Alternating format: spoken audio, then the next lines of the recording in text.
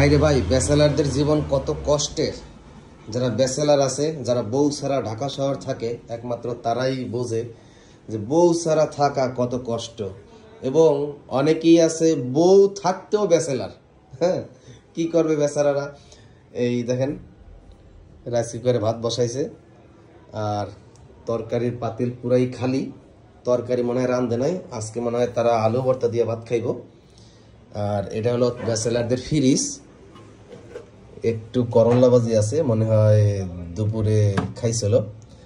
শাক, ডাটা শাক শুকাইয়া কি হয়েছে, আয় হায়, ব্যাচেলারদের ফ্রিজে শাক শুকাইয়া কি হয়েছে। এদিকে আবার ভেন্ডি, ঢেঁড়স রয়েছে, কাঁচামরিচ রয়েছে।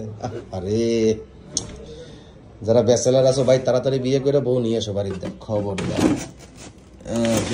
দুধ, এটা কি মাছ, মাংস, মুরগির ঠ্যাং দেখা যায়।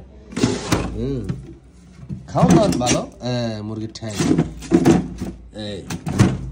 ওকে, তারা আজকে আলু ভর্তা খাইব। তো যারা বউ থাকতেও ব্যাচেলার এবং যারা বিয়ে শাদী করে নাই, তাড়াতাড়ি বিয়ে শাদী করেন।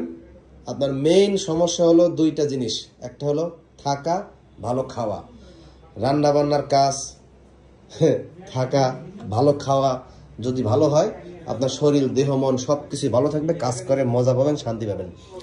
তাই বউ থাকতেও কেউ ব্যাচেলার থাকবেন না। বিবাহ যারা না করছেন, খুব দ্রুত বিবাহ করেন, বউ নিয়ে চলে আসুন, ফ্ল্যাট বাসায় ঢাকা শহর থাকুন অথবা যে কোনো বাসায় থাকুন, পাশাপাশি ইনকাম করুন, ভালো শান্তিতে থাকবেন, ভালো খাইবেন, শরীর মন মেজাজ সবই ভালো থাকবে, ইনকাম ভালো হবে। তরকারি রান্না করেন আপনারা, নাকি আজকে আলু ভর্তা খাইবেন, ঠিক আছে? ওকে, তো জয় হোক বিবাহিত ব্যাচেলারদের এবং অবিবাহিত ব্যাচেলারদের। পানি খাই।